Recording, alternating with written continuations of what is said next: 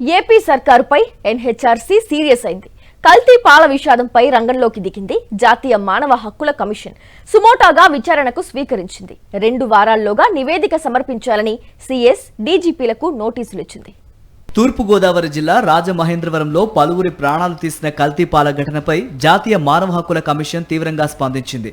AP ప్రభుత్వం తీరుపై serious అయిన కమిషన్ స్వయంగా రంగంలోకి దిగింది. పాలలో విషపూరిత రసాయనాలు కలపటం వల్ల 16 మంది ప్రాణాలు కోల్పోవడంపై సుమోటగా విచారణ చేపట్టింది.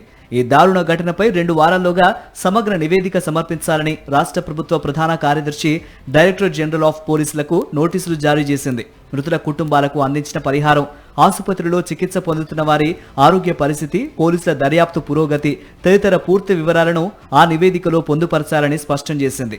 ఫిబ్రవరిలో కల్తీ పాలు తాగిన రాజమహేంద్రవరంలోని లాలా చెరువు, చౌడేశ్వరి నగర్, స్వరూప్ నగర్ తదితర ప్రాంతాల్లోని స్థానికులు తీవ్ర అస్వస్థతకు గురయ్యారు.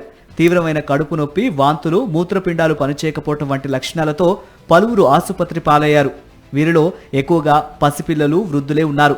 వీరంతా తూర్పుగోదావరి జిల్లా నరసాపురం గ్రామంలోని ఓ డైరీ నుంచి సరఫరా అవుతున్న పాలు తాగటం వల్లే ఈ పరిస్థితి తలెత్తినట్లు మీడియాలో కథనాలు వచ్చాయి. సదరు డైరీ సుమారు 100కు పైగా ఇళ్లకు పాలు సరఫరా చేస్తూ ఉండగా ఆ పాలలో అత్యంత ప్రమాదకర రసాయనం కలిసినట్లు ప్రాథమికంగా గుర్తించారు. దీనివల్ల బాధితులు శరీరంలో అవయవాలన్నీ దెబ్బతిని ప్రాణాలు కోల్పోయినట్టు వార్తలు వెలువడగా ఎన్హెచ్ఆర్సీ ఆందోళన వ్యక్తం చేసింది. మీడియా కథనాల్లోని అంశాలు నిజమైతే ఇది తీవ్రమైన మానవ హక్కుల ఉల్లంఘన కిందకే వస్తుందని కమిషన్ పేర్కొంది. మరో 4 బాధితులు ఇదే తరహా లక్షణాలతో ప్రాణాపాయ స్థితిలో చికిత్స పొందుతున్నట్టు కమిషన్ దృష్టికి వచ్చింది. ఈ నేపథ్యంలోనే రాష్ట్ర ప్రభుత్వ ఉన్నతాధికారుల నుంచి కమిషన్ వివరణ కోరింది.